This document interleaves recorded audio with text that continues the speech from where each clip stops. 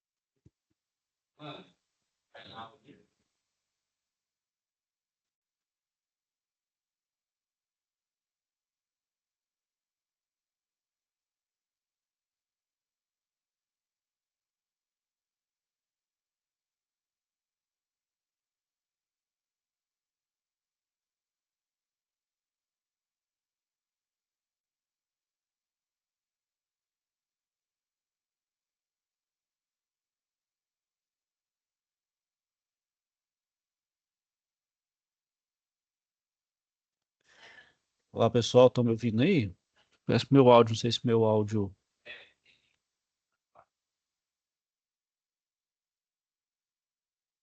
Estamos ouvindo sim, professor. Estão me ouvindo, pessoal?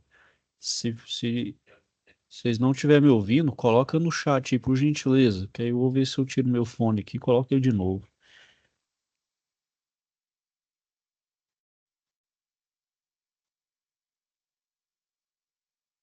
É só um minutinho, pessoal. Vou tirar ele aqui e colocar de novo.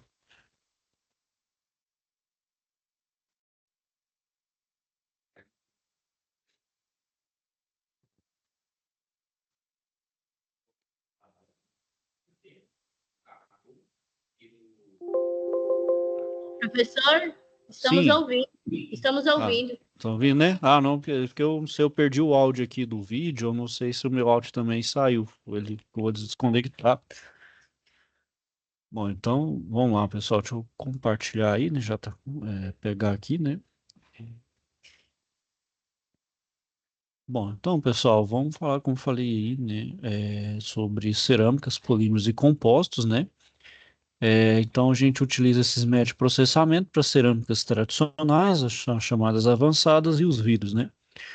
Bom, então, pessoal, os produtos que a gente obtém pelas cerâmicas, né, tradicionais são os potes, né, aqueles potes mais refratários, né, as porcelanas, né, os tijolos, né, que a gente utiliza nas construções também, como as telhas, as cerâmicas refratárias que a gente utiliza, por exemplo, em fornos, né, então, por exemplo, aquele forno que tem ali em restaurante, né, aquele forno a lenha, utiliza ali um tijolo refratário, que é para quê? Ele é utilizado como isolante para o calor ali que é gerado no forno, ele não se perder, ele ficar ali retido para poder fazer, né, assar os alimentos ali, né, cozinhar os alimentos. E os cimentos também é um tipo de cerâmica, né?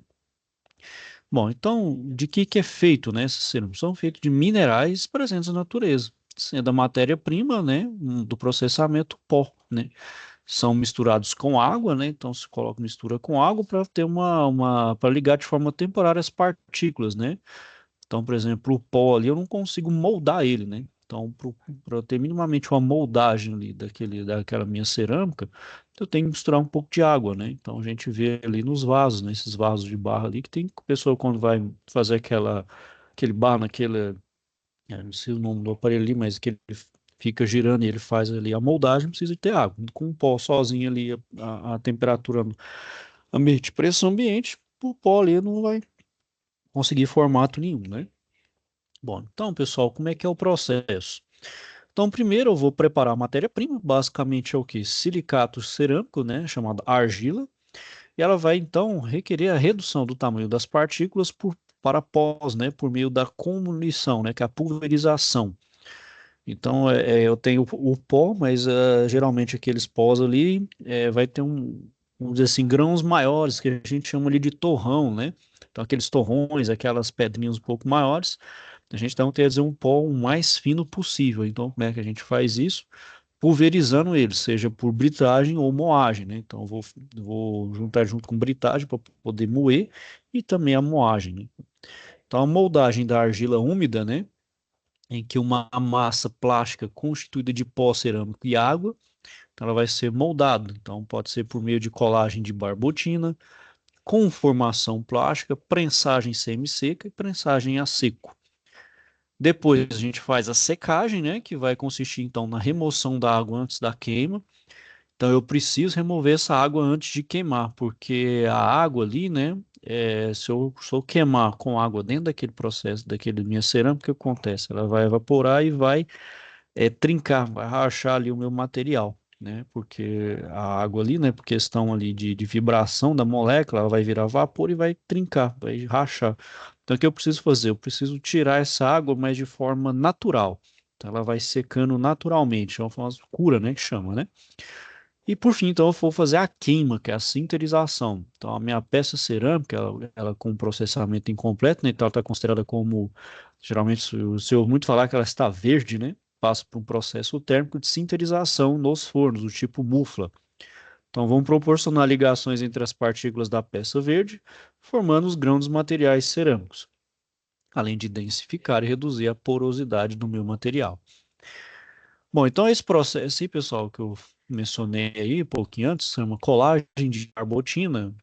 Então, baseia-se em inverter a barbotina, né? O que que é a barbotina? É uma suspensão bastante fluida do pó cerâmico com água em um molde poroso de gesso, né? O gesso, então, ele não reage é, com ali a barbotina, né? Então, ele forma uma camada firme na argila de superfície do molde. Então, na colagem sólida, vai produzir uma cerâmica verde, né, que é um componente sólido, que ele é maciço. Então, nesse caso, o molde precisa ser periodicamente reabastecido com adição de suspensão, para compensar a contração decorrente da absorção de água, né? Então, para fazer essa compensação, tem que ficar adicionando, né? Porque ele vai ficar contraindo, né, de forma repetida às vezes, né? E outro tipo de colagem que chama por drenagem a cerâmica verde, então ele vai ser um componente oco, né? Então esse aqui é quando eu preciso fazer um componente que por dentro ele é oco, tem um vazio, como se fosse um recipiente, né? Então ele é produzido pela drenagem do excesso de suspensão, tratando de um processo muito similar às fundições, né, dos metais ocos, né? Então um molde ali, eu preciso fazer uma parte oca, essa é uma forma aí pela cerâmica. Bom, o que são as cerâmicas avançadas? Elas são produzidas a partir dos compostos químicos como os óxidos, carbetos e nitritos, que são matéria-prima sintetizada. E o seu processamento, então, permite a fabricação de produtos, né, como ferramentas de corte, né, ossos artificiais, combustíveis nucleares e substratos, circuitos eletrônicos e outras aplicações. Então, as etapas do processamento das cerâmicas avançadas é similar às tradicionais, né? Então, vou iniciar pela matéria-prima, que está, então, em formato de pó. Bom, então quais são as etapas de processamento das minhas cerâmicas avançadas? Eu vou preparar minhas matérias-primas, né? Agora eu vou controlar maior o pó, né? O controle dos pós, que agora eles tem que estar bem mais homogêneo, né? Em sua composição. E se eu tiver uma ou outra substância, vão ser usadas como ligantes, né? É,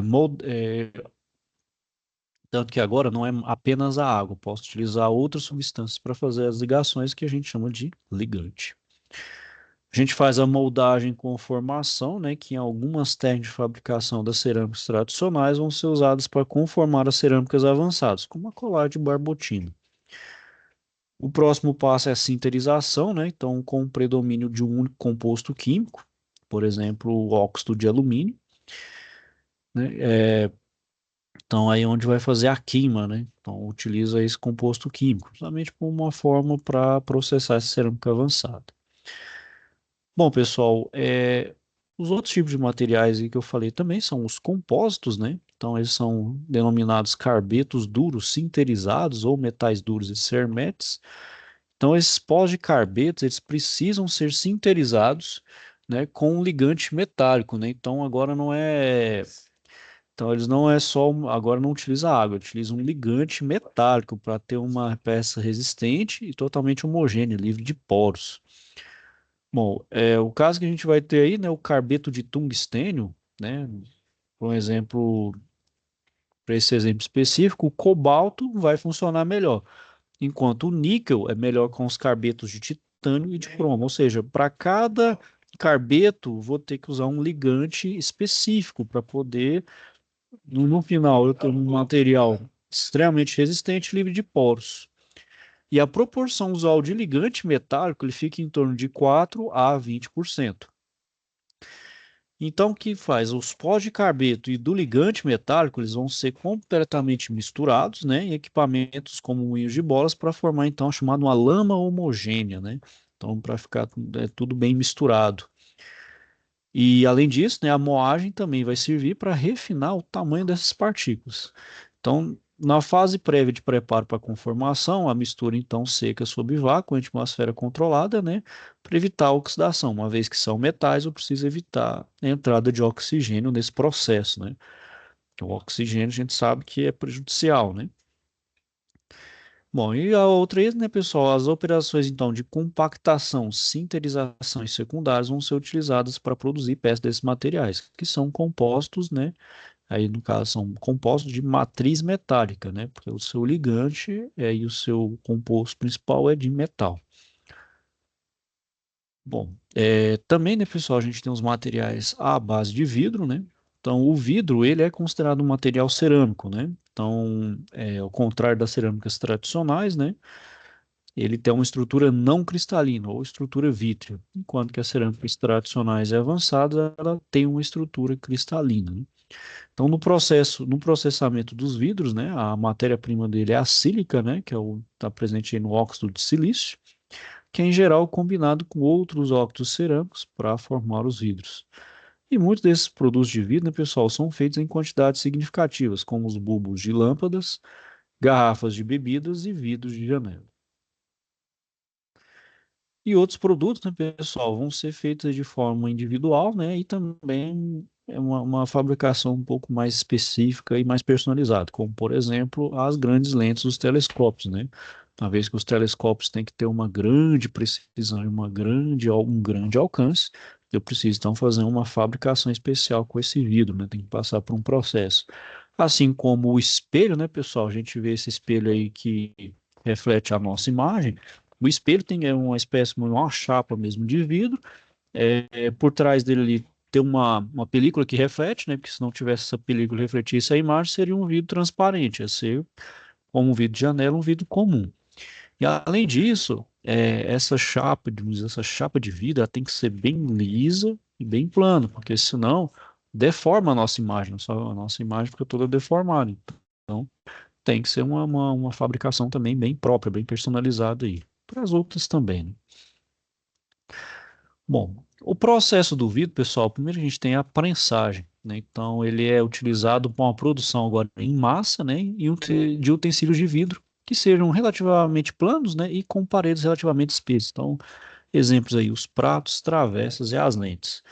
Então, nesse processo, né? O tarugo, né? Do vidro, hoje a gente chama de gota, ela é conformada pela aplicação de pressão. Joga-se a gota no molde feito de ferro fundido e revestido com grafita para o meu vidro ali não grudar no meu molde, né? E ele é normalmente aquecido para proporcionar uniformidade na superfície da peça de vidro. Então, o aquecimento ali no molde é para justamente dar uniformidade na superfície. E essas grandes quantidades da maioria dos produtos, né, justifica então um alto grau de automação. Então, se você já vira aí uma fabricação, por exemplo, de um vidro ou qualquer processo um objeto comum de vídeo, vocês veem que é um processo extremamente alto, automação ali muito rápida, você quase não vê. Praticamente você tem que colocar ali em câmera lenta, filmar e ver em câmera lenta para ver o processo. O tamanho é o nível de repetitividade, de automação e de agilidade para fazer essa operação, por exemplo. E outras do vidro, né? Do outro tipo de processo no vidro, pessoal, é o sopro ou insuflação. Então, ele é utilizado em vários processos da conformação de vidro, né? Então, eu quero conformar um vidro a um molde, né? Projetado. E em alguns deles trata de uma operação manual, né? Então, porém, o sopro pode ser realizado em equipamento altamente automatizado. Então, aqueles vidros, vamos dizer assim, artesanais, vocês já viram uma pessoa ali, né? Ela pega uma gota, coloca uma espécie de um cano e ela vai soprando ali e gera tipo como se fosse um balão com vidro. Ele vai conformando o vidro conforme ali o seu projeto ali, o seu desenho ou aquilo que está projetando na sua cabeça mesmo. Aí faz aquelas obras de arte, faz uma coisa mais personalizada. Bom, já o sopro automatizado, mecanizado, né? Então, como é que ele acontece? Eu jogo, então, o tarugo, né, dentro aqui, né, do meu molde, fecho ele e depois injeto o ar comprimido. Então, esse ar comprimido vai fazer, então, com que essa gota, né, vá para as paredes do meu molde e fique, então, o formato daquilo que eu quero fazer. No caso, por exemplo, um recipiente, né? Por exemplo, uma jarra ou qualquer outra coisa nesse sentido, né? Bom, a prensagem no sopro, né? Como falei, então, a operação de prensagem seguida por um sopro. Então, ele é adequado para a produção de recipientes com gargalo largo, para auxiliar na remoção da peça. Utiliza-se, então, agora o molde, ele não é inteiro, ele é bipartido. Então, retira e ele sai a peça. Outro processo, pessoal, é a centrifugação do vidro. Então, onde eu vou colocar uma gota de vidro fundido no interior de um molde cônico, feito de aço.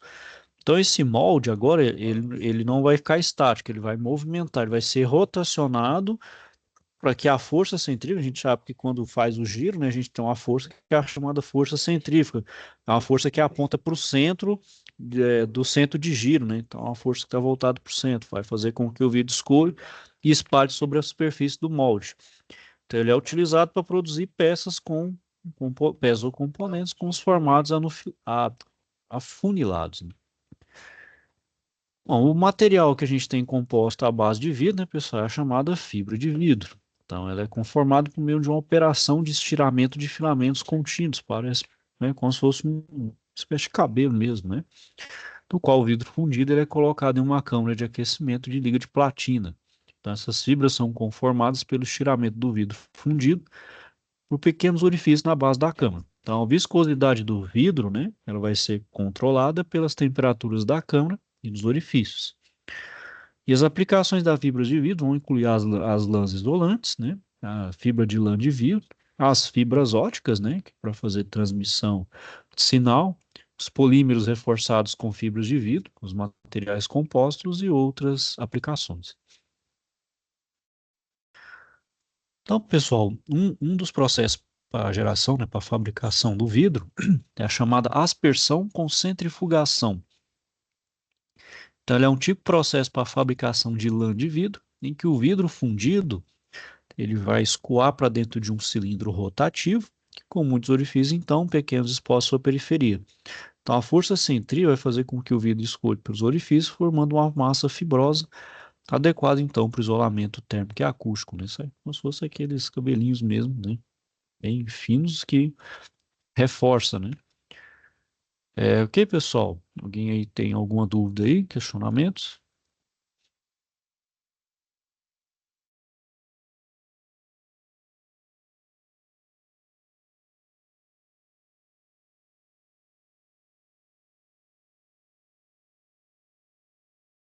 Ok, pessoal?